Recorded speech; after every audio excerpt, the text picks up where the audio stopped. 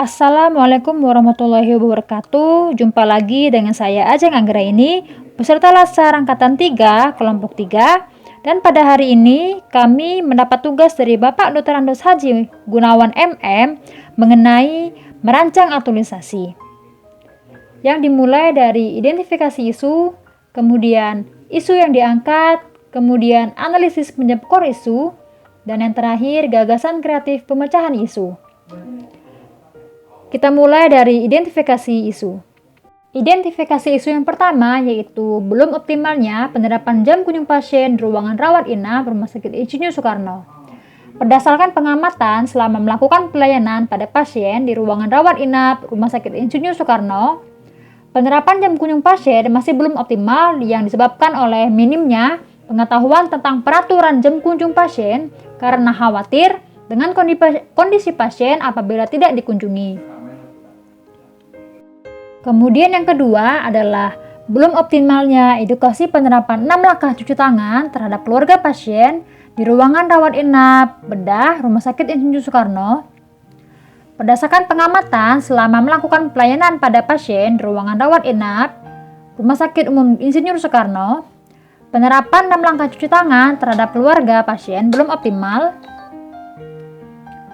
Dikarenakan masyarakat masih meyakini bahwa mencuci tangan tidak akan menjadi penyebab terjadinya infeksi atau penyebaran virus terhadap pasien.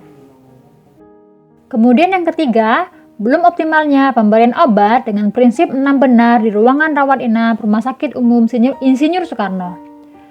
Pada saat melakukan pelayanan di Rumah Sakit Insinyur Soekarno, masih ditemukan perawat yang masih belum optimal memberikan obat dengan prinsip 6 benar. Terbukti dengan adanya keluarga pasien yang masih menanyakan informasi tentang kegunaan dan pemberian obat. Kemudian, saya juga menentukan prioritas isu masalah dengan menggunakan metode USG dan didapatkan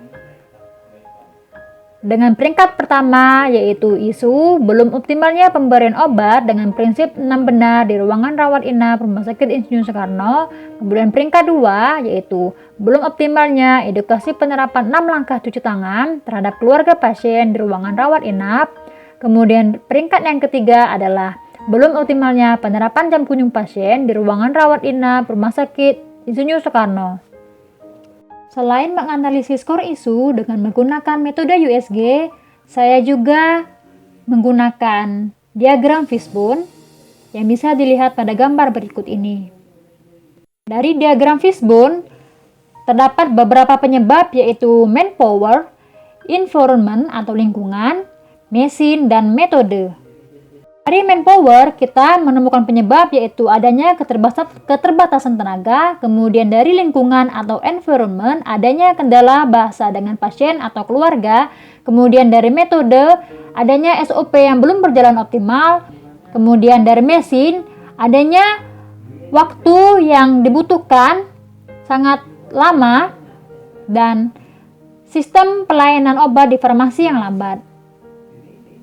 Dan jika isu atau masalah tersebut tidak segera dipecahkan atau diselesaikan, maka akan mengakibatkan hal-hal, yaitu yang pertama, meningkatnya risiko kesalahan pemberian obat, kemudian yang kedua, merosotnya tingkat kepuasan masyarakat setempat terhadap mutu pelayanan publik di bidang kesehatan, kemudian yang ketiga, tidak tercapainya visi dan misi rumah sakit dalam meningkatkan kualitas pelayanan.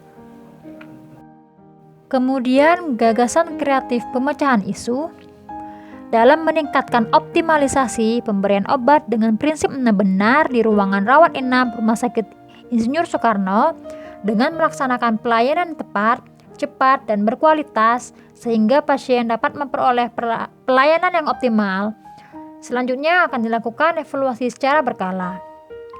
Untuk mencapai hasil yang diinginkan, maka gagasan pemecahan isu yang diupayakan adalah optimalisasi pemberian obat dengan prinsip 6 benar di ruangan rawat inap Rumah Sakit Insinyur Soekarno.